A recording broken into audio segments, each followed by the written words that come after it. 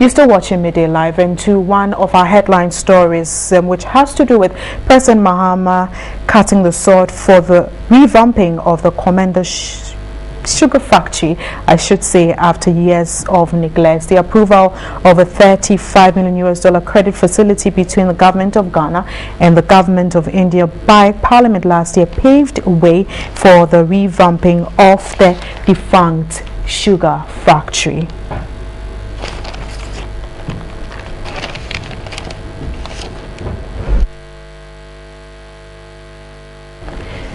So I do have in the studio Dotse Malor. He is the presidential spokesperson. We're going to look at the Komenda sugar factory. Good afternoon. Thanks for your time. Thank you for having me. Now, I did mention several years after it has been defunct, but how viable is the Komenda sugar factory now? After the sword. The president, first of all, tomorrow, Tuesday, will be in Komenda for the sword cutting. This is very significant for the Komenda sugar factory, which has other parts that will lead to jobs.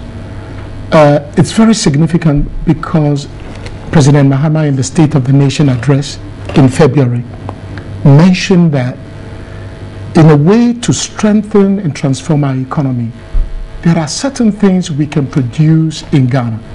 Sugar, for example. Sugar produced in Ghana is no different from sugar produced elsewhere. And the nation was spending annually about $170 million on the importation of sugar alone. And when we remember that a while back, the Komenda sugar factory was doing well. And then it went defunct due to some reasons that we cannot fully explore now. But now we are going to cut the sword. The president is cutting the sword. This will create jobs. This will mean that money that we spend to import sugar, we can now begin to produce our own sugar, consume what we meet. As some of my colleagues have been embarking on a campaign that we buy things made in Ghana, we sell things made in Ghana, we basically patronize things made in Ghana. This, in the long term, will strengthen Ghana and make us a more viable nation, even being able to export sugar to other nations. Now, before we even talk about the byproducts after the sugar is being used, employment, which you just touch on, is a very critical issue here in the country. How many farmers are we looking at going into or probably providing sugarcane to the plant, and how many other persons will be employed at the facility? I think the details will be outlined by the president when he addresses the gathering tomorrow at the sword cutting.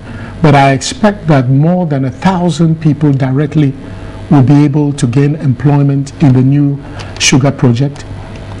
And beyond that, you're going to find out maybe thousands more who are indirectly benefiting from the completion of the project. So it's going to be thousands of people directly and indirectly who could be benefiting from the revival of this sugar factory in Komenda. Now, well, you've touched on local, doing it locally, but with the farmers around Komenda, are we looking at just getting the sugarcane from them, or that will come from other regions as well? My understanding so far is that this will allow the sugarcane farmers in the area basically to produce for the factory.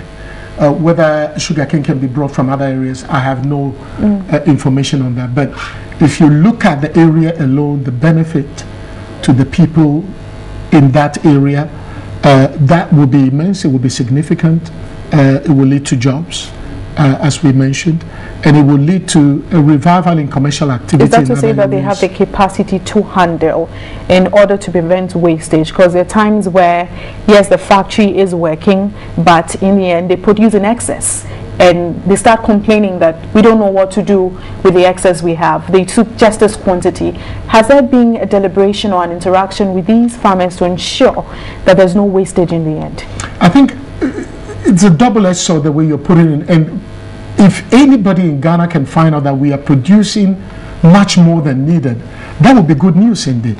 It is what we do with the excess we have that will be the difference maker. But basically every study, every procurement process, everything has been done for this to become a very viable project that will generate income, save the nation a lot of money, a promise fulfilled by the president when he stated in the State of the Nation. Which we can hold you to, that indeed there won't be wastage, and hear farmers complaining about wastage. I think if you ask the average Ghanaian, instead of having a shortage, they will say, let's have the excess and we will handle the excess when we come to that. It will be good news for the factory and for the project as a whole, because there is a component that would also generate electrical power.